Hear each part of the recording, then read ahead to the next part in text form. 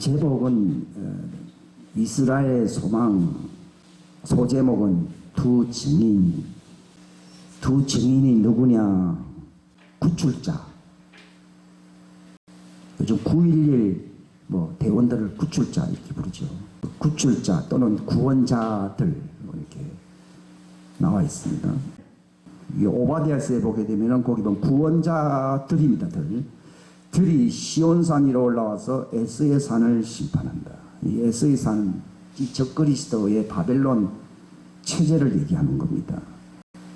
그 야곱이 태어날 때에 그 에스의 쌍둥이로서 늦게 나와가 차자가 되었는데요. 두 민족이 그 뱃속에서 싸운다라고 리브가가 얘기했는데요. 장자가 차자를 섬긴다고 하는 것을 자기가 어머니로서 알고 있었어요. 근데 아버지는 거꾸로 장자를 좋아하니까 어머니가 야곱아 네가 그 장자권을 네가 누려야 된다. 그래서 그 변장을 시켜가지고서 참 위험한 짓을 했죠. 이거는 하나님이 내게 말씀한 거기 때문에 저주는 내가 받을 테니까 너는 아버지 앞에 가서 복 받으라 이렇게 하는 거예요. 그게 이제 뱃속에서 두 민족이 싸우는데요. 그때 나는 4,000년 전에 싸웠구나 이렇게 생각했어요. 그게 아니고 지금도 싸우는 거죠. 지금도 그 세상 바벨론 세력이 에서의 산, 에돔 민족 그렇게 나와 있어요. 지금도 싸웁니다. 근데 나중에 그걸 이기기 위해서 등장하는 마지막 때 하나님의 군사들이 누구냐? 그게 두 증인입니다. 그들이 이기는 것입니다. 그래서 그때 이제 이 땅에 예수님이 오십니다. 이 세상을 발등상 삼을 때까지 이렇게 나와 있거든요. 예수님은 지금도 안 움직입니다. 왜냐하면 세상을 원수들을 발등상 삼을 때까지 너는 내 보좌에 앉았을지어다 이렇게 얘기했습니다. 예수님이 하면요 10초도 안 걸리겠습니다. 1분 몇 분도 안 걸리겠습니다만도 왜 그렇게 오랫동안 왕좌에 앉아 있습니까? 바로 두 증인을 통해서 원수를 짓밟게 하려고 하는 거예요. 근데 제가 그 눈을 뜨지를 못해가지고서 장래에 어떤 하나님의 놀라운 사람들이 나타나고 마지막 때에 늦은 비에 기름 부음이 있기 때문에 그 일이 이루어질 것이다. 그렇게 막연하게 생각을 했습니다만 그 일은 초대교회 때부터 이미 일어났던 일이라고 주님이 말씀하시는 거예요. 왜냐하면 그 초대교회 예수님이 오셨을 때부터 그로부터 400년 적어도 400년 전에 스가랴를 통해서 그 계시의 말씀을 여기 기록이 되어 있는데요. 뭘 보이셨느냐?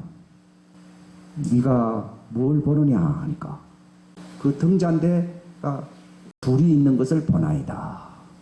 그리고 그 옆에서 올리브 나무가 계속 기름을 관유하는 것을 보나이다. 옆에 기름을 붓는, 옆에 기름이 있어야지 이게 촛불이 불이 밝거든요. 두 관유에 기름을 붓는 두 올리브 나무는 누구냐에 대해서 온 세상을 통치하시는 주 앞에 섰는 자들입니다. 여러분 스가랴 4장은 1절부터 마지막까지 다 읽어봐야 되는데 지명관계로 두 절만 여기 기록이 되어 있습니다. 그 두 사람들이라 그 두 사람이야. 그 두 증인이거든요. 그 두 증인이 누굽니까? 하니까 그냥 원칙적인 말씀만 하셨어요. 주님의 곁에 서는 자들입니다.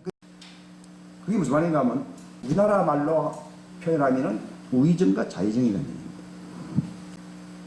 저는 앞에 이제 점점 때가 되면은 두 증인이 저 팔레스타인 땅에 모세와 엘리야가 나타날 것이다. 그렇게 생각했어요. 근데 그런 의미가 아니에요. 이미 두 증인은 스가랴서에도 보여주었고 밤모섬에 있는 사도 요한에게 이미 보여주었습니다. 당대에 예수님이 말씀하셨어요. 2000년 전에 그 복음서에서 엘리야가 왔지만은 사람들이 그를 소홀히 경홀히 취급했다. 그러니까 아니 엘리야가 언제 왔다고 그런 말을 하십니까? 그랬어요. 그러니까 침례 요한이다. 침례 요한이 엘리야의 영을 가지고 왔다 그 얘기입니다. 즉 무슨 말인가 하면 장차 나타날 두 증인은 엘리야와 모세의 영을 가지고 올 것입니다. 그게 마지막 때에 있을 늦은 비의 기름 부음이에요. 늦은 비의 부흥을 얘기합니다. 이 마지막 때에 주님 오시기 직전에 나타날 그 두 증인의 역사는 요한계시록 11장에 나타나 있습니다만도 그들은 선두주자들, 마치 침례 요한이 예수님의 초림을 예비했듯이 예수님의 재림을 예비하는 선두주자들인 것입니다. 근데 그 두 사람은요, 활동이 이제 마지막 때에 나타난 것 뿐이지, 실상은 그 사람들은 주님이 이 땅에 등장하면서부터 나타난 거예요. 자, 여기 계시록 5장 다시 한번 읽겠습니다. 5장 9절과 10절입니다. 그들이 새 노래를 불러 이르되 주께서 그 책을 취하시고 그 책의 복인들을 열기에 합당하시나이다. 주께서 죽임을 당하시고 주의 피로 모든 족속과 언어와 백성과 민족 가운데 우리를 구속하사 하나님께 드리셨습니다. 또 우리 하나님을 위해 우리를 왕과 제사장으로 삼으셨으니 우리가 땅에서 통치하리다 하더라. 새 노래를 불렀거든요. 새 노래요. 이제 이때가 오고 있다는 것입니다. 여기서 그들이 누굽니까? 두 증인입니다. 근데 그 두 증인이 누굽니까? 24장로예요. 그 제가 이제 기절 초풍하다는 것 좀 그렇고요. 그게 이제 아주 막 피일이 그냥 가슴에 꽂히는데요. 여기 여러분이 과거에 보았던 성경은요, 우리라는 말을 쓰지 않고 저희라고 돼 있어요. 그러니까 그 24장로는 관계없이 저 사람도 누군지는 몰라도 저 사람들이 뭐 그렇다고 설명이, 근데 아니 우리들이래요. 근데 왜 두 증인이라고 하는가 하면요, 그 예수님이 중앙에 앉아 계시죠. 오른쪽에 12보좌가 있고 왼쪽에 12보좌가 있어요. 그래서 24보좌고 거기 앉아있는 사람들을 24장로라고 부릅니다. 그 두 증인이라는 말은 오른쪽을 하나로 묶고 왼쪽을 하나로 묶어서 합치면 몇 묶음입니까? 두 묶음이라서 두 증인이라고. 보면 증인 단수로 나오는 것은요, 두 사람이라는 그런 말이 아니고요, 두 묶음이라는. 그게 뭔가 하면요, 마태복음 여기 19장 28절에 보면 예수님께서 그들에게 이르시되 진실로 내가 너에게 이르니 다시 나게. 이제 바로 그 자리에 앉을 때가 우리가 다시 태어나는 날입니다. 부활한 자들만이 거기 앉습니다. 부활은 다시 태어나는 거예요. 여러분, 우리가 왜 예수님을 믿습니까? 몸의 구속, 다시 태어나는 거예요. 지금은 부모로부터 물려받은 육체 안에서 살아가고 있고, 육체 안에서 이제 영적으로 이제 하나님과 연합이 됐다는 것 뿐이고, 그렇게 안 된 사람들도 더 많고요. 근데 주님이 오시면 이스라엘 소망이 뭐가 이루어집니까? 다시 태어나는 거예요. 다시 태어나는데 예수님의 오른쪽에 있을 수 있는 자들과 예수님 왼쪽에 있을 수 있는 자들로서 다시 태어난다. 거기서 24라고 하는 말이 왼쪽에 있는 12지파와 오른쪽에 있는 12사도를 얘기하는 거예요. 24장로가 뭐라고요?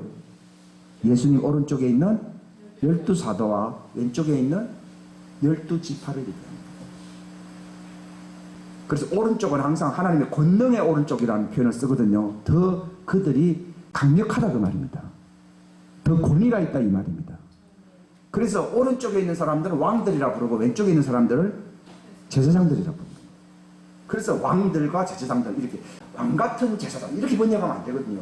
Kings and Priests, 이 두 가지 구분되어 있어요.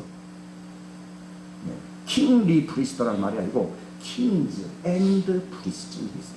그러니까 오른쪽에 있는 12사도, 새 언약의 예수님의 신부들을 얘기하는 거죠. 왼쪽에 있는 사람들은 아브라함의 품 안에 있는 사람들, 옛 언약의 성도들입니다. 그들은 누구의 후예들인가 하면 야곱의 집입니다. 그 성경에는요, 옛 것들과 새 것들을 그 곳간에서 이렇게 분류할 줄 아는 사람이 그 왕국의 제사장 서기관이 된 사람들이다 이렇게 나와요. 저도 옛날에 외워도 그게 무슨 말인지 전혀 모르겠더라고요. 그 말이죠. 깨닫게 되면은 오른쪽에 있는 사람이 예수님이 이제 나의 교회를 세운다. 이게 신부거든. 신부교회. 이거는 옛 언약에 속한 사람이 아니고 어디에 속했다고요? 새 언약에 속했다. 근데 예수님 직접 말씀했어요. 초막절이죠. 그분이 이 땅에 계셨을 때요. 얘들아 산에 가자 그랬어요. 다볼산이라고 하는데 갈릴리에 있는 산이에요. 그 변화산이라고 보통 부르는데 그때 누굴 데려갔는가 하면은 베드로와 야고보와 요한. 근데 12제자가 있는데 왜 한 세 사람을 들고 왔느냐. 이게 바로 저기 중앙에 있는 저건 누굽니까? 예수님의 잔이고요. 거기에 기름 부음이 들어가면 옆으로 쫙 기름이 들어가거든요. 오른쪽에 있는 셋은 표현하기 위해서 베드로와 야고보와 요한을 자기들이 잘나서 올라가서 했는데 예수님이 의도적으로요. 내가 바로 중심, 내가 바로 보좌에 앉았다고 바로 새 언약의 한 증인 너희들과 또 옛날 아브라함의 후예들이 12지파의 내 증인, 이것이 하는 역할이 뭡니까? 온 세상을 받들고 통치하는 그룹입니다. 마치 캐비넷 내각이라는 말을 아시죠? 그 나라의 어떤 수반 강요들이 있다고 하잖아요. 그 체제에 중앙에 대통령이 있고요, 또는 왕이 있고요. 그런 것처럼 이 하나님의 왕국은 어떻게 체제가 되어 있는가 하면 예수님과 왼쪽에는 이미 구성됐어요. 12지파의 그 아브라함의 그 후예들 야곱입니다. 야곱. 근데 오른쪽에 새 언약의 사람들은 야곱에 속하지 아니한 누굽니까? 요셉. 따라서 요셉은 옛 언약의 무리가 아니고 새 언약의 무리다. 예. 창세기 49장에 보면 요셉에 대해서 표시되어 있어요. 요셉은 자기 형제들로부터 구별됐다고 여기 맨 마지막에 나옵니다. 그리고 아버지 야곱이 기도했어요. 마지막 유언적으로 그 예언하면서 그 축복을 했는데 뭐라 축복했는가 하면은 네가 낳은 두 아들은 내 것이다 이렇게 된 거예요. 두 아들이 누굽니까? 에브라임과 므낫세입니다. 므낫세는 손자잖아요. 근데 마치 내 아들이다. 거기에 12지파에 들어가야 안 들어가요? 실제로 구약성 읽어보시오. 에브라임과 므낫세 지파가 나오거든요. 그들은 야곱이 낳은 아들이 아닌데 요셉은 안 들어가고 누가 들어갔어요? 그렇죠. 이게 바로 옛 언약에는 12지파에는 에브라임과 므낫세가 들어가가지고 12지파를 구성하고 있고, 그럼 요셉은 뭐냐? 누구의 지파라는 거예요? 예수님의 몸이라는 거예요. 이게 바로 신약 교회의 예언적인 그림이에요. 우리가 24족이 어디에 속할 것이냐? 소위 말해서 예수님 이후에 태어난 사람들도 성령 침례를 받아서 왕의 기름 부음, 따라서 성령 침례는 왕의 기름 부음이다. 예, 왕의 기름 부음이 있어야지 신부가 됩니다. 예수님도 왕의 기름 부음일 때 너는 내 아들이라. 너는 어디에 서 있으라고요? 내 우편에 서 있어. 이렇게 돼요. 그러니까 사람들이요 회개하고 침례를 받으라. 그러면 뭘 받는다고요? 죄사함을 받는다고 되어 있습니다. 죄사함 안 받으면 천국 못 가지요. 그 사람들은 하나님의 종으로서 제사장의 반열에 들어올 수 있는 고난을 주는 겁니다. 근데 너희는 기다려서 하나님께로부터 임하시는 그 왕의 기름 부음을 받으라. 그리하면 너는 내 우편에 섰을 왕들이 되리라. 이렇게 됩니다. 그래서 24장이에요. 근데 주님 말씀하기를 24반열 말고 그 주변에 있는 사람이 더 많다. 그 백성들이 더 많은데 이들은 시녀들과 같고 우편에 있는 사람들은 왕후라 부르고, 하나님 보실 때는요 마치 적자와 같습니다. 예수님의 몸에서 태어난 사람들은 새 언약입니다. 몸에서 직접 난 사람이고 좌편에 있는 사람들은 그분의 말씀이긴 한데 율법의 말씀으로 하나님이 종이 된 사람들입니다. 그러니까 서자와 같은 거예요. 일종의. 그래서 오른편에 있는 사람은 남자라 부르고 왼편에 있는 사람은 여자라 부릅니다. 근데 저는 물었어요. 하나님 왜 이렇게 차별합니까? 그러니까요. 땅에서도 차별하지. 그 차별은 아무것도 아니에요. 하늘에서는 영원한 차별이 있다고 봐요. 이 땅에서는 봐주고 적당하게 하는 경향이 있어요. 데모도 하고 뭐 굉장하잖아요. 하늘에서는 데모했다가 죽어요. 데모한 자를 멸하기 위해서 예수님이 오신 거예요. 그 데모 누가 했어요? 사단이. 만약 우리도 데모하면 불씨예요. 은평원망도 데모를 시작하겠다는 거거든요. 그러니까 종지 그릇으로 나를 삼으셨나이다 그러면요, 감사해야 됩니다. 왜냐하면 종지 그릇밖에 안 되는데 왕의 무슨 큰 대접에다 넣으면요, 거기 있을 수가 없습니다. 커피시대라는 말을 쓰거든요. 용량. 네? 간장 그릇은 간장 담아야 되고, 기름 그릇은 기름을 담는 거지 않습니까? 그죠? 그러니까 여러분들이 무슨 그릇이 되든, 그 성경에는 큰 그릇도 있고 작은 그릇도 있고 한데, 하나님은 깨끗한 그릇을 하나님 쓰시기에 합당한 그 제목으로 그릇을 키운다고 말했습니다. 그걸로 만족해야 됩니다. 거기에 대해서 아무 말 안 해야 됩니다. 나를 그렇게 창조한 겁니다. 그래서 성경에 보게 되면요, 내 아들이 되리라 하는 말은 남자를 얘기하는 것이고, 또 성경에 보게 되면 여자가 구로함에 진통을 하며 사내 아이를 낳았다고 되어 있잖아요. 그 여자는 종도를 얘기하는 거예요. 종도를 여자라 부르고 있고, 상속자 아들은 뭐라 부른다고요? 남자라 부른다. 그러니까 육체로 여자가 태어나서도 하늘 올라가면 남자가 될 사람이 있고, 이 땅에서 영감무쌍한 남자로서 교회에서 봉사를 했는데 하늘 올라가 보니까 뭐가 돼 있어요? 여자 자꾸 덩어리를 있을 수 있어요. 그거는 땅에서 행한 대로서 왕들이 될 자들과, 요거는 우리가 하기 나름입니다. 근데 옛날에 왜 주님께서 빨리 오시지 않으셨냐? 왼쪽 그룹은 그래도 사람들이 티오가 찼는데 오른쪽이 별로 없다는 것입니다. 이거 오른쪽에 있는 이건 요셉이에요. 요셉. 그 요셉은 사대손인데 이거는 전능자의 후예들이라 되어 있습니다. 왼쪽에 있는 야곱의 반열은 누구의 후예입니까? 아브라함에 속한 자들입니다. 그들에게는 무슨 언약을 맺었어요? 첫 언약을 맺었습니다. 그러니까 우리는 지금 옛날에 안 태어나고 예수님 오시고 난 뒤 이 시대에 태어난 건 복 중의 복입니다. 근데 태어나도 왼쪽에 갈 수 있습니다. 그래도 구원을 받는 것이고 굉장한 수준에 있는 것인데, 여기서 왕의 기름 부음을 받아서 사내 아이로 태어나는 거죠. 그게 철장을 가지고 만국을 다스리는 남자라고 아이라고 했어요. 대부분 교회는 여자들입니다. 즉 제사장들 무리가 거의 대부분입니다. 교회 오른쪽에 속한 사람은 거의 없습니다. 오른편과 왼편을 가르치는데 누가 누구를 심판한다고요? 내 오른편에 있는 12사도 너희들이 왼쪽에 있는 12지파를 어떻게 한다고요? 심판한다고. 그게 오른쪽에 있는 사람은 휴거를 할 사람들이고, 왼쪽에 있는 사람들은 하나님이 예비한 그 시온산에 들어갔다가 주님이 내려오실 때에 변화되어서 주님을 만날 사람들입니다. 아니 그래도 만나는 것은 같은 시점이 되어야 되지 않습니까? 하니까요, 아들을 먼저 만나고 그 다음에 나이 많은 회사 직원들 있잖아요, 만난다 그러더라고요. 이게 회사 직원과 같은 사람들이. 여러분 이 말 들으면요, 이야, 이 남은 세월이 얼마나 남았는지 몰랐는데 내가 지금 어디로 가야 되는지에 대해서 막 그 경각심이 확 들어옵니다. 계시록 2장 여기 26절에 보면 이기고 되어 있습니다. 이기고, 그 대부분 집니다. 이기고 나의 행위를 끝까지 지키는 자에게 뭐라고 되어 있어요?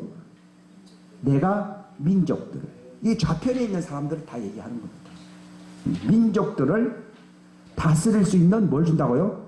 권능. 여기 권능이 왕의 권세를 얘기합니다. 권능을 주리니 그 뒤에 뭐라고 되어 있습니까? 그가 철장으로 그들을 다스리며 토기장이 그릇같이 부수어 산산조각 내리라. 이것은 누구와 같은 거라고요? 내가 내 아버지에게서 받았다. 즉 오른편에 있는 사람은 누구와 같은 사람들입니까? 예수님과 같은 사람. 그 예수님 12사도들이 12지파를 심판한다. 딱 구별주세요. 요셉의, 요셉은 전능자의 태에서 나온 자들이라고 되어 있어요. 12지파는 첫 언약의 그 율법의 태에서 나온 것입니다. 전능자는 땅에 속한 자가 아니거든요. 하늘에 속한 자의 생명의 태에서 나온 자들인데, 그들은 저 율법에서 나온 사람들과 구별된다. 그 구별하는 분이 누구예요? 하나님. 다르다는 거예요. 그 야곱에게 뭐랬습니까? 네 후에는 민족들도 나오는데 누가 나온다고 돼 있어요? 왕들이 나온다. 그 왕들이 누굽니까? 요셉을 통해서 나오는 거예요. 그거 새 언약을 얘기하는 거예요. 그 예수님 아까 말씀드렸죠. 일곱 등잔대를 여기 계시록에 설명을 하고 있는데 일곱 별은 일곱 천사들이요 이러겠습니다. 우리나라 말에는 사자라고 번역을 해가지고 심부름꾼이다 이렇게 생각하는 사람도 있고 뭐 별나게 뭐 해석을 했어요. 그게 아니고 이 번역을 잘해야 되는데 천사. 즉 오른편에 있는 사람들은 일곱 별과 같은 사람이고 그 일곱 별은 바로 교회를 지도하는 천사들이다. 육체로 나타난 천사들과 같다 그 말입니다. 그러니까 우리가 정말 그렇게 살기 위해서는 겉모양은 육체지만도 뭐같이 살아야 된다고요? 천사같이 살아야 됩니다. 그러면 뭐가 된다고요? 일곱 별이 됩니다. 예수님이 산에 올라가자 그랬습니다. 근데 예수님 산에 올라가서 누가 나타났는가? 좌편에 있는 사람이 나타나야 되거든요. 그 좌편에 있는 사람이 누굽니까? 모세와 엘리야. 그럼 왜 하나 빠졌느냐? 제자들은 보이기는 옛날 사람만 보았기 때문에 두 사람이 보았는데 벌써 한 사람이 더 있다고 주님이 그 뒤에 나와 있거든요. 그 사람이 누굽니까? 침례 요한이다. 지금 죽어서 어디 있습니까? 죽었기 때문에 지금 무덤에 가 있는 거예요. 그러니까 그 왼쪽에 있는 자와 오른쪽에 있는 자. 근데 베드로는 그걸 잘 모르고서 예수님과 모세와 엘리야를 위해서 집을 지었다. 이게 이제 정체성이 없는 거죠. 부르심의 소망이 뭔지를 잘 모른다는 겁니다. 하나님이 여러분을 왜 불렀느냐? 오른편에 있든지 왼편에 있게 하려고 부른 거라고. 근데 그 세베대의 어머니가 찾아와 가지고요 예수님한테 얘기를 했죠. 뭐라고 그랬습니까? 내 두 아들이 있는데 하나들은 오른편. 우리 왜 엄마가 조금 오버한다 이렇게 생각을 하잖아요. 근데 그렇지 않아요. 이 어머니는 하늘 왕국의 두 증인으로서의 그 체제를 알아요, 몰라요? 알고 우리는 모르잖아요. 예수님이 어디 헛소리를 하느냐 이렇게 얘기한 게 아니라 오른편에 누가 앉고 왼편에 누가 앉는 거는 내가 정해주는 게 아니고 내 아버지가 정해준다고 그랬죠. 근데 그 여인은 대답 잘한 거지. 여러분이 자식을 키우지만요 내 두 아들이 있는데 요셉 반열에 한 사람은 종의 반열에 이런 종의 반열 이상 더 잘한다 그러더라고요. 그 반열에 있는 사람 이렇게 기도한다 그러면은요 정체성이 너무 분명한 어머니입니다.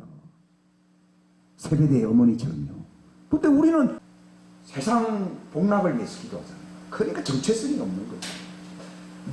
그 세베대의 어머니 칭찬이 돼요. 진짜 자식에게 알짜배기 주려고 기도해서 기도 안 했어요. 그거 아는 사람이 없거든요. 옛날에 이 독립운동을 한 사람들, 정말 국가의 중요성을 안 사람들은요, 나는 이렇게 고생했지만은 내 자식은 장관을 시켜야 되겠구나 하는 생각을 많이 했다고 그러더라고요. 일을 하다가 느끼는 게요. 그게 국가 정체성을 안 사람들이 국가를 위해서 봉사하기 위해서는 자기 변두리에 있어서는 안 되고 어디 있어야 된다고요? 장관 자리에 있어야 되거든요. 그런 것처럼요, 우리가 그냥 이 장로지 그 계급장을 더 붙이고 니는 목사와 계급장을 더 붙이고 그런 거 아닌다니까. 그거 아니에요. 하나님의 왕국의 정체성을 세워주려고 효율적으로 그 직분제도를 세운 것이 사도와 선지자와 교사와 이런 걸 세우면서 또 옆에서 봉사하게 하려고 또 집사를 세우고 그런 거예요. 이게 자기 자신들이 하나님의 정체성을 갖지 못하면 직분을 가질 자격이 있어요, 없어요? 없는 거예요. 그걸 기도하는 게 그거밖에 없어요. 너희는 하나님의 왕국을 구하라. 거기다 의까지 붙이고 있어요. 의는 왕국을 구하기 위한 자격을 얘기하는 거예요. 의를 구하지 않으면 왕국을 구할 기본이 안 돼 있다 그 얘기입니다. 왕국을 구한다는 말이 무슨 말입니까? 하나님 찾고 있습니다. 우리 보통 교회 오든지 어디 하면 전부 뒷자리 앉습니다. 옵서버지 회원이 아니거든요. 우리는 하나님 왕국의 회원이 되어야 됩니까? 옵서버가 되어야 됩니까? 하나님은요 부릅니다. 어디로 부릅니까? 너는 내가 오른편에 앉았어. 거기서 조금 탈락하는데 왼편에 있어. 그렇게 얘기해요. 여러분을 부르시는 거기 있습니다. 내 정체성이 분명해요.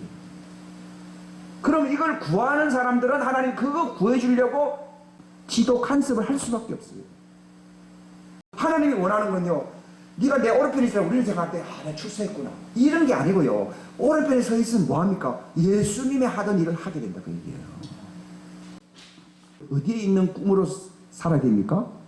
예수님의 오른편이든 왼편이든 거기에 있으려고 내가 살아야 됩니다. 그거는 정해주는 분은 아버지라고 되어 있습니다. 거기에 내 영원한 소망이 되어야 됩니다. 여러분. 사람들이 뭐 많고 사람들이 인정해주기 때문에 내가 오른편에 가 있고 그런 거 아니라니까요. 그러니까 교회에서 내가 별 볼일 없는데 내가 바로 그 직분을 감당하려고 냉수한 것이라도 그것 때문에 주는 거라 그러면 네가 제자의 상을 얻는다는 말은 오른편에 한다는 걸 얘기하는 것이고, 선지자의 상은 왼쪽에 있는 거예요. 그걸 얘기하는 거예요.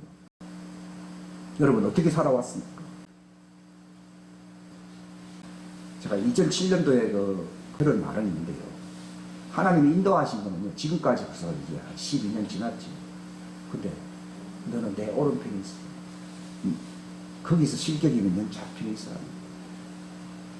거기 있어. 그게 네 영원한 소망이야. 소망이지. 그러면은 나오 지금이다 하면은 그때는 네가 내 권능을 가지고 나갈 것이다. 오늘 아침에 주님 말씀. 네가 12년 전에 들었던 예언을 지금까지 희망이 없다고 생각 안 하고 그래도 붙들고 있는 걸 다행으로 얘기한다 그러더라고. 근데 진짜 나오 가거라 하는 때가 온다. 그게 시편 110편입니까? 110편 나오잖아요. 주께서 내 주께 말씀하시기를 내가 내 원수들을 내 발받침으로 삼을 때까지 너는 내 오른편에 앉아있어. 그게 오른편이라는 말이 그게 신부의 반열, 그게 바로 통치권 왕이 되는 반열입니다. 그게 요셉 지파입니다. 그들이 상속받는 상속자들입니다. 이겁니다. 이걸 팥죽 한 그릇에 팔면 돼요 안 돼요? 안 돼요. 근데 팔아버려요. 많이 팝니다. 자, 2절에 보십시오. 주께서 시온으로부터 주의 능력의 막대기를 보내시리니 주께서는 주의 원수들의 한가운데서 다스리소서. 주의 권능의 날에, 이겁니다. 마지막으로 이 말 주님 재림 전에 나타날 날이 나타나는 주의 권능의 날에 주의 백성이 아침의 태에서 나와요. 여기 아침의 태라는 말이 하나님의 태를 얘기하는 겁니다. 나와 거룩함의 아름다움 속에서 자원하리니 주께서는 주의 젊음에 있으리 있나이다. 요 분야가 그 옛날 성경하고 조금 다르게 번역되어 있는 부분이에요. 새벽 이슬같이 측면이 나온다고 아주 시적으로 표현은 잘 해놨어요. 근데 그거는 조금 틀린 오버한 그 번역이고요. 바로 이 시편 110편이 이제 눈을 하나님 띄워준 거죠. 너는 오른편에 앉아서. 그러면 주님의 권능의 막대기를 호를 내밀어요 안 내밀어요? 하늘에서는 주님이 위에 계시니까 밟고 있는데 땅에서는 아직 우리 발밑에는 있지 않잖아요. 예수님 발밑에는 있는데 누구 발밑에는 안 있어요? 우리 발밑에는 안 있죠. 우리가 여기 교회 생활 왜 합니까? 주님이 밟으신 것처럼 그 막대기를 내가 줄 터인데 그걸로서 네가 다스리라. 여기 요한계시록 2장에 나오잖아요. 이기고 나의 행위를 끝까지 지키는 자는 내가 민족들을 다스릴 권능을 주니. 지금 세계적인 부와 영광이 다 불신자 에스의 자손으로 가고 있어요 안 가고 있어요? 일루미나티는 누구의 자손이에요? 에스의 자손이에요. 근데 땅에서 오른편을 이 정체성을 가진 사람들이 이걸 구해. 그러니까 너희는 하나님의 왕국과 한국을 구하라는 말이 요겁니다. 여기에 있어야 된다는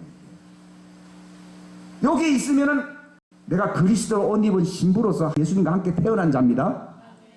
그분은 진리라고 했지 율법이라고 하는 얘기는 없거든요. 그거는 다스리기 위한 나타난 법이고, 그분 자신은 뭐랬어요? 나는 진리라고 말했습니다. 그걸로 태어난 사람은 그리스도로 옷 입은 거예요. 요한계시록에 보게 되면요, 자꾸 흰옷 입는다 그러니까요, 야 주님 그 흰옷을 내게 주십시오 그랬거든요. 네 진짜 흰옷 입고 싶냐? 그럼 네 잡혀내셔야 된다. 너는 세마포 린넨을 입어야지 왜 옛날 사람들처럼 흰옷을 입으려고 하느냐. 그건 14만 4천들이 흰옷을 입어서 안 입었어요. 그거 입은 거거든요. 그래서 그들은 흰옷을 씻어 희게 했다고 나와 있거든요. 그 씻는다는 말은 율법의 행위 의를 얘기하는 거예요. 근데 우리의 의는 뭐라고 되어 있습니까? 씻고 씻고 하는 그런 의의가 아니고 뭐예요? 그분의 피 뿌린 그분의 옷을 입는 겁니다. 그분이 옷이에요. 그리스도 자체가 하나님의 의고 하나님의 시고 하나님의 옷입니다. 그걸 입는 거예요. 저는 그게 구별이 잘 안 갔거든요. 그러니까 오른편 왼편을 구별 못합니다. 근데 제가 눈을 뜬 거죠. 지금 많은 지식들이 들어오고 있어요. 지식의 홍수 시대에 살고 있는데 여러분들이 무엇을 선택해야 되는지를 여러분 스스로 분별력을 가지고 봐야 됩니다. 그래서 눈이 제대로 되어 있으면은 하나님께로부터 오는 빛의 갑옷을 입게 되는 것이고, 딴 걸 자꾸 바라보게 되면은 버림받거나 아니면은 율법주의로 12지파를 바라보는 사람들이 많이 있대요. 그들은 어디로 갑니까? 여기 종의 반열로 가는 거예요. 그 차이입니다. 근데 이 풍성한 그 내용들은 제가 차차 더 많은 그 성경 속의 말씀들과 더불어서 여러분들한테 발표를 할 것입니다. 근데 주님은 이제 네 설교가 시작된다 이렇게 얘기해요. 옛날에 한 거는 설교도 아니다 그 얘기예요. 유치원생 거를. 지금 말을 하는 것도 서론이거든요. 근데 그 길로 오기가 참 쉽지 않습니다. 인기가 없으니까요. 막다른 골목으로 코너로 하나님 몰아붙이니까 그냥 이 길로 온 것이지 내 힘으로 온 건 절대로 아닙니다. 근데 진짜 복음을 말씀을 선포하게 될 것이다. 그게 요한계시록 10장에 보면 작은 책을 너에게 줄 터인데 그것을 먹으라는 그 두 증인의 마지막 때 두 증인 사역이 나타날 것입니다. 그건 과거에 그 내용을 몰랐던 사람들인데 그걸 주님이 마지막 알게 하면서 이것을 모든 민족에게 전하라고 하는 때가 온답니다. 그게 마지막 주님이 지상 재림할 수 있도록 땅의 원수들을 발로 밟을 수 있는 그 메시지라는 것입니다. 그게 시편 아까 110편의 그 말씀입니다. 그걸 이제 마지막 때에 전해질 그 영원한 복음이다. 그렇게 요한계시록은 두 증인들에게 준 사역이 있거든요. 브레드 TV라고 하는 것을 여러분이 한번 보시기 바랍니다.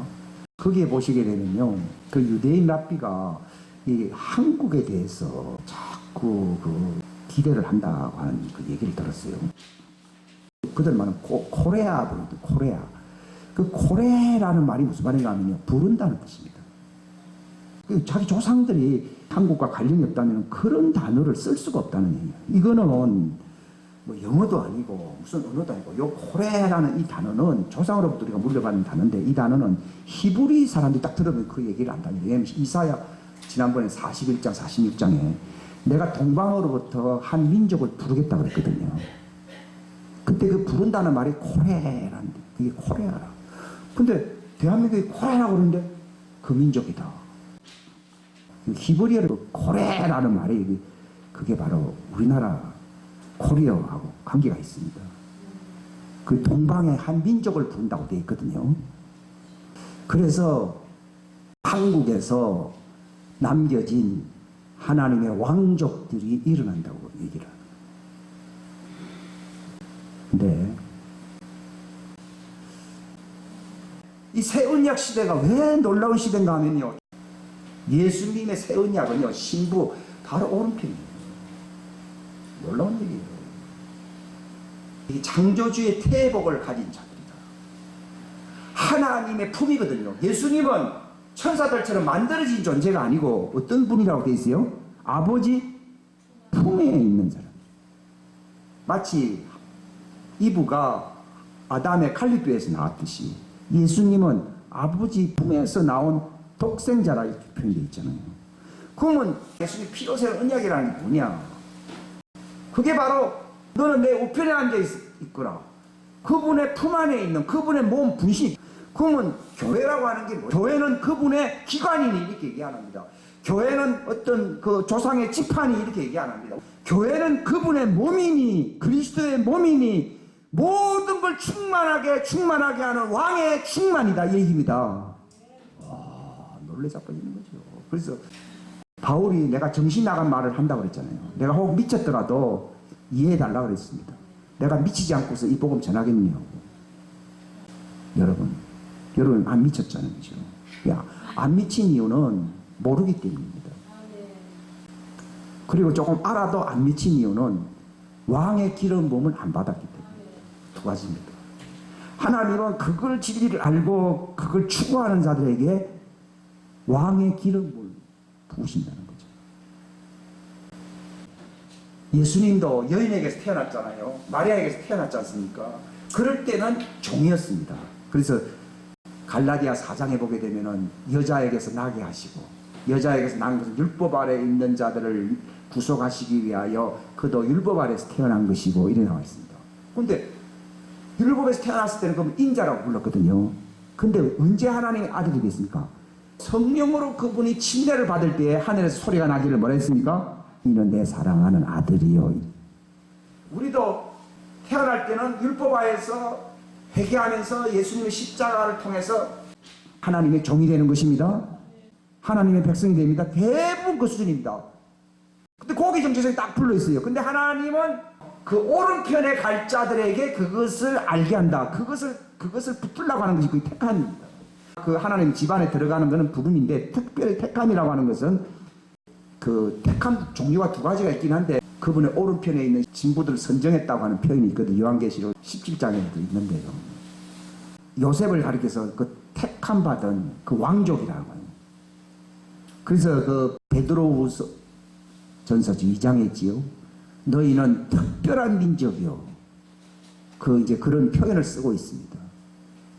근데 출애굽기에 그 시내산에서 하나님이 첫 언약을 베풀 때는요, 너희는 왕들이요 이렇게 말한 적이 없습니다. 너희는 제사장 민족들이요.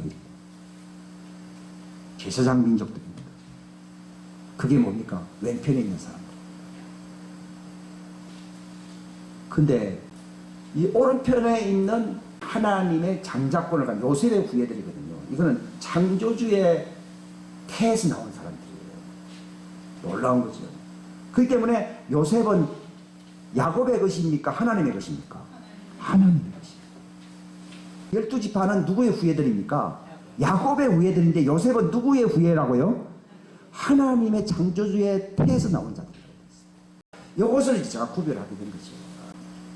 야곱이 큽니까? 요셉이 큽니까? 요셉이 큽니다. 야곱은 종이고 요셉은 뭡니까? 아들입니다. 왕입니다. 누구의 태에서 나왔습니까? 왕의. 새 언약은 어디서 태어나게 하려고 그러는 것입니까? 왕의 태에서 나오게. 왕의 태에서 나온 사람들은 왕의 기름 부음을 받으라. 그렇게 되어 있습니다. 그리하면은 하나님의 택하심의 영광, 소망에 이르게 되는 거죠. 이게 이스라엘의 소망입니다. 그러니까 마지막 때에 하나님께로 돌아와야 할 백성들이 많잖아요. 그들은 다 오른편이겠습니까? 왼편이겠습니까? 왼편입니다. 왜냐하면 기회가 없거든요. 오른편에 있는 사람들은요, 풍년의 때에 잘 키운 사람들입니다. 왕족이 되려면 어떻게 해야 된다고요? 성경 나오잖아요. 교회는 그분의 몸이니 만물의 충만함 속에서 나온 충만함의 충만함이니라 나오잖아요. 그 풍년의 때라고 하는 말은 하나님의 그 풍요함 속에서 살았다는 것을 얘기하는 것이거든요. 풍년의 때에 태어난 자들을 뭐라 불렀어요? 잘 익은 곡식들이다 이 나와 있습니다. 근데 흉년 때에 나온 곡식을 뭐라 불렀습니까? 파리하다고 되어 있습니다. 여러분, 우리가 왜 환난이 아니라 좋은 때에 살아야 됩니까? 그것은 방종하기 위해서가 아니고요, 좋은 곡식이 되기 위해서, 좋은 추수가 되기 위해서 그렇게 살아야 됩니다. 아무튼 둘이 나옵니다. 둘이 나오는데 둘을 어떻게 표현하고 있느냐 하면요, 저는 옛날에 그 두 증인이 적그리스도의 어떤 짐승에 의해서 죽임을 당하니까 예루살렘이죠. 거기서 길바닥에 쓰러져 있다가 3일 반이 지나면 일어나면 사람들이 깜짝 놀랐는데 위에서 소리가 나기를 또 올라오라니까 올라갔더라. 이렇게 알았거든요. 그게 아니고 그게 따로 다른 문장이라고 그래요. 다른 문장. 거기서 두 가지 표현이 죽었다가 생기가 들어갔다고 되어 있어요. 생기가 들어가면 하늘 올라가지 않고 그냥 살아났다고 돼 있어요. 그 다음에 다른 무리는 위에서 소리가 나기를 이리로 어떻게 해요? 올라오라 하며 산채로 그냥 올라가 버린 거예요. 어느 게 휴거입니까? 산채로 올라가는 휴거인데 그 산채로 올라갈 사람들이 누굽니까? 그게 오른편에 있는 사람들. 이게 주님께서 열어주신 거지. 아, 이게 이 말이구나. 이걸 구별을 안 하니까 복잡한 거죠. 그러니까 길거리에 쓰러져 있다는 말은 그게 무슨 말인가 하면 보통 그 난리통에는 장례를 치릅니까? 못 치릅니까? 못 치르는 거지. 무슨 말인가 하면 3일 반이라는 말은요, 그게 3일이라는 얘기가 아니고 후 3년 반을 얘기한다. 그 왼쪽에 있는 사람들은 후 3년 반 동안 목뱀을 받고 죽을 사람들이 많이 나오는 거예요. 그러니까 누가 장례를 치르겠어요? 그게 길바닥에 쓰러져 있는데 언제 그들이 살아난다고요? 3년 반이라고 하는 3일 반 후에 하나님의 생기가 드러나면 그들이 벌떡 서버렸다는 것이죠. 난 그래서 이게 휴거나 이거 휴거가 아니에요. 그런데 한 무리는 그냥 이리로 올라오너라 하며 뭐 생기를 넣을 것도 없이 그대로 올라가는 거예요. 왜 그래서 왜 바로 올라갑니까? 그들은 산자들이잖아요. 예수님께서 요한복음 11장에 보면은 그 마르다에게 말했죠. 나는 부활이요 생명인데 나를 믿는 사람은 죽어도 살겠고 하는 말이 그 좌편에 있는 사람들, 아까 생기가 들어가기 때문에 그들에게도 생기를 주어서 예수님이 이제 시온산 내려올 때 살아나야 안 살아나요? 살아나겠고, 근데 살아서 하나님의 태에서 나와 살아있는 자들은 어때요? 영원히 죽지 않습니다. 그냥 살아있기 때문에 생기를 줄 필요가 있어요, 없어요? 그 얘기입니다. 생명이 없는 사람들은 생기를 주어가지고 다시 살려야 되는 것이고, 여기 왼쪽에 있는 그 종의영, 그 재단에 속한 사람들, 여자에게서 나온 사람들을 얘기한 것이고, 남자이신 그리스도의 창조주의 태에서 나온 사람들은 영원히 살아있어요, 안 살아있어요? 살아있어요. 그럼 그 사람은 육체가 안 죽냐? 죽어있지. 육체는 죽었어도 그들은 하나, 예수님의 낙원 안에 있어야 안 있어요? 있습니다. 아브라함의 품에 있습니까? 신랑의 낙원에 있습니까? 낙원에 있거든요. 그 얘기입니다. 아브라함의 품이라는 말은 죽은 자를 얘기하는 거예요. 그거는 왼쪽에 있는 사람들을 얘기하는 거예요. 근데 살아서 나를 믿는, 이미 살아있기 때문에 생기를 넣을 필요가 없는 거예요. 올라오너라 하니까 새로운 육체가 딱 달라붙으면서 그냥 올라간 거예요. 그래서 두 무리예요, 두 무리. 그래서 두 증인이라는 말은 바로 두 반열을 얘기하는 거예요. 바로 24장로의 반열입니다. 촛대가 한 개, 두 개요. 두 개입니다. 높으신 분의 좌우편에 있다고 말을 했잖아요. 그들에게서 기름 부음이 있다고 얘기하고 있습니다. 근데 그 오른편에 있는 등잔대와 왼편에 있는 등잔대가 무엇입니까? 하니까 여기 뭐라고 되어 있습니까? 이들은 땅에 하나님 앞에 서 있는 두 올리브 나무요 두 등잔대. 이게 이제 깨달아진 것이죠. 여러분 이걸 아시라는 거예요. 스가랴서에서는 뭐라고 표현되어 있습니까? 그 등잔대의 오른쪽과 왼쪽에 있는 이 두 올리브 나무는 무엇입니까? 하니까 이에 그가 이르되 이들은 기름 부음 받은 두 사람들로 온 땅의 주 곁에 서는 자들이다. 이렇게 되어 있습니다. 이게 24장로의 두 반열을 얘기하는 것입니다. 이 반열은 영원한 반열입니다. 근데 그전에는 어떤 반열이었습니까? 천사들의 반열이었습니다. 근데 그 천사들 반열에 가까이 있던 자들이 중에 누가 있었습니까? 루시엘이 있었던 겁니다. 그들을 내쫓아버린 거예요. 내쫓아버리고 하나님은 새로운 체제를 만드셨는데 바로 24장로의 반열입니다. 이들은 바로 두 언약의 반열이에요. 아브라함의 품에 있던 자들과 하나는 예수님의 태에서 나온 자들의 반열을 얘기하는데 이들이 왕과 제사장으로서 영원히 주인 곁에서 주인을 모시고 섰는 두 등잔대, 두 올리브 나무라고 주님이 말씀을 하시는 것입니다. 기도하겠습니다.